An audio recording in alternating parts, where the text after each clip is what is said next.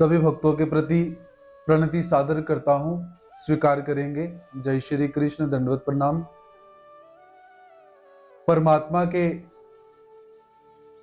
सभी जो भक्त हैं और उन भक्तों के हृदय कमल में मेरे परमात्मा जो निवास करते हैं, उस परमात्मा को भी और आप सबको भी नमन करता हूं। तो आज इस भौतिक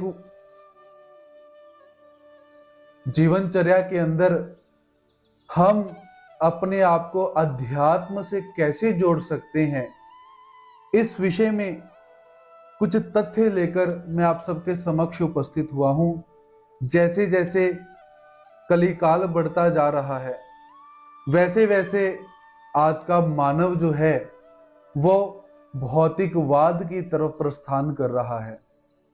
जीवन में दुख ही दुख, कष्ट ही कष्ट, शरीर और मस्तक भारी रहता है। जिस स्वानंद की प्राप्ति के लिए हम चले हैं, जिस परमानंद की प्राप्ति के लिए हम चले हैं, परमात्मा का अनुसरण करते हैं, वो आनंद जो है वो हमसे कहीं दूर होता जा रहा है। इसके बहुत सारे कारण हो सकते हैं। तो हम शास्त्रों के माध्यम से, परमात्मा की कृपा रही तो प्रतिदिन कुछ ना कुछ नया हम यहाँ पर अवश्य सीखेंगे। तो आइए आज हम सुख कैसे प्राप्त कर सकते हैं और उस सुख के माध्यम से अपनी जीवनचर्या को हम सही कैसे कर सकते हैं और हमारी इस जीवनचर्या में हमें आनंद प्राप्त होता रहे, हम स्वयं भी प्रसन्न रहें और हम दूसरे को भी प्रसन्न रख सकें। इसके लिए हमें करना क्या है? तो हमारे जो शास्त्र हैं हमें विद्या की तरफ अग्रसर करते हैं, विद्या का अध्ययन अध्यापन करने की तरफ हमें प्रेरित करते हैं। जैसा जैसा समय व्यतीत होता जा रहा है, शिक्षा का क्षेत्र बहुत बढ़ चुका हुआ है, लेकिन उस क्षेत्र में जो विद्यार्थी है शिक्षा को प्राप्त नहीं कर पा रहा है, क्योंकि उसके ऊपर बोझ इतना डाल दिया गया है कि क्या सीखना कैसे है। इसलिए हम अपने जीवन में यदि विद्या को अच्छी तरह से महत्व देते हैं, विद्या का अच्छी तरह से आंकलन करते हैं, तो हम अपने जीवन में सुख का अनुभव कर सकते हैं। तो हमारे शास्त्रकार क्या कहते हैं, आइए उनकी भी सुनते हैं। विद्या ददाति विनयम, विनयात आयाति पात्रताम, पात्रत्वात् धनम आपनोति, धनात् धर्म ततः सुखम। तो शास्त्रकार इस मधुर वाणी के अंदर क्या कहते हैं कि रे हे जीवात्मा, सबसे पहले तो तुझे यदि सुख की चाह है, सुख को तू प्राप्त करना चाहता है, तो सुख को प्राप्त करने का सबसे पहला मूल साधन है विद्या। विद्या ददाति विनयम, विद्या प्राप्त करने से मनुष्य के अंदर विनय आ जाता है, नम्रता आ जाती है।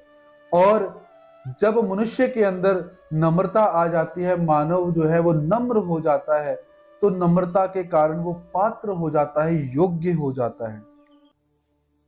और जब मनुष्य योग्य हो जाता है तो योग्य होने के बाद उसे धन की प्राप्ति हो जाती है, वो अच्छी तरह से धन को कमाने लग जाता है। उसके पश्चात जब धन प्राप्त हो जाए तो मानव अपने जीवन में धर्म कर्म करने लगता है।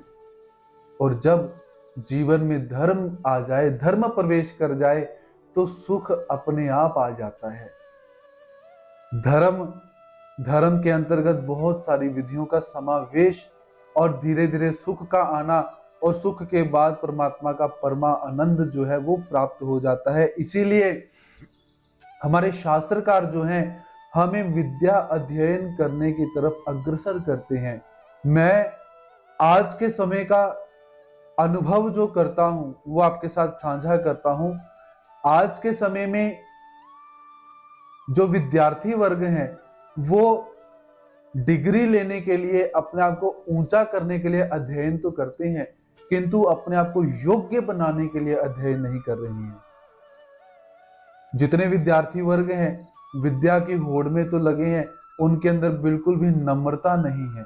नम्रता के अभाव में वो योग्य नहीं हो पाते हैं, और योग्यता के अभाव के अंदर धन की प्राप्ति नहीं होती, और जब तक धन नहीं आएगा तब तक धर्म कर्म कैसे होगा, और जब तक धर्म कर्म नहीं होगा तो मानव सुखी कैसे हो सकता है। इसलिए सीखें, जहां से भी कुछ अच्छी वस्तु प्राप्त होती हो उसे ग्रहण कर लेना चाहिए। जैसे क्या कहते हैं कि किसी सुनार ने अगर अपना कचरा भी नाली में डाल दिया हो तो जो नाली बीनने वाले होते हैं वो उस कचरे को भी उठाकर लेकर चले जाते हैं, क्योंकि उस सोने का मूल्य है।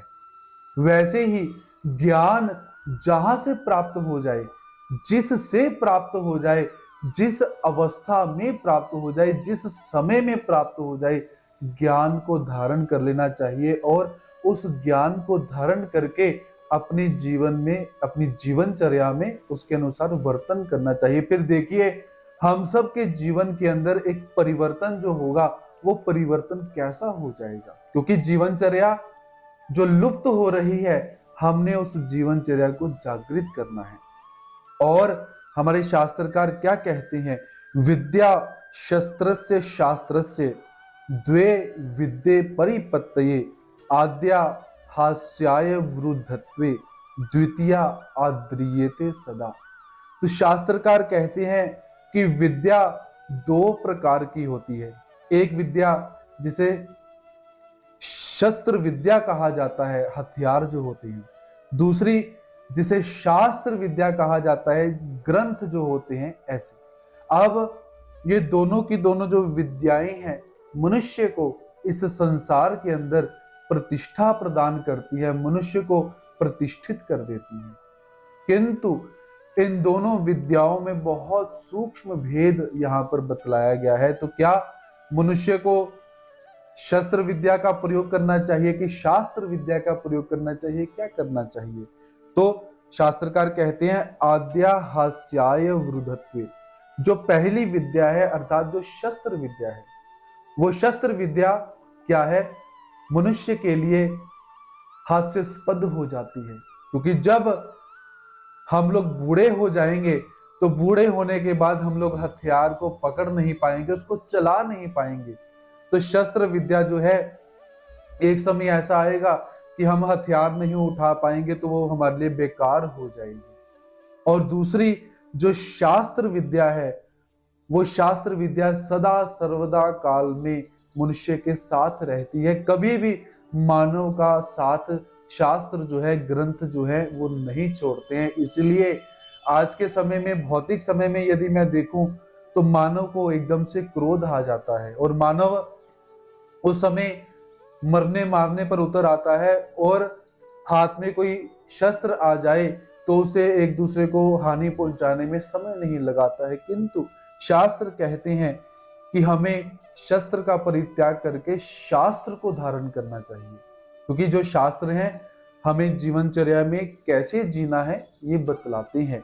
तो इसलिए जो विद्या है, शास्त्र रूप जो विद्या है, वो विद्या हमें आजीवन प्रतिष्ठा प्रदान करती है। इसीलिए हम सबको विद्या का अध्ययन करना चाहिए और विद्या को समय देना चाहिए। आज के समय में हम जितना समय हमें ग्रंथों को देना चाहिए, हम उतना ग्रंथों को समय नहीं दे पाते हैं, क्योंकि ये भौतिकवाद जो मोबाइल है हमें छोड़ता ही नहीं है।